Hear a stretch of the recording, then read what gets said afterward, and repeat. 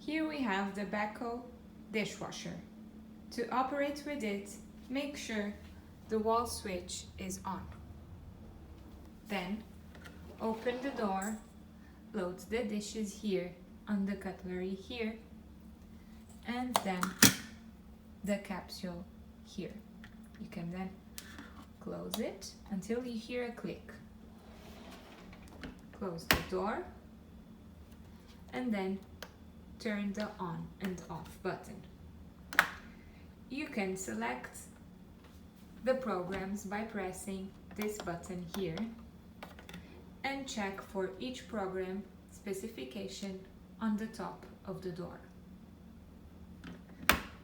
Once you're done choosing, you can then press the play or pause button and the dishwasher will start working.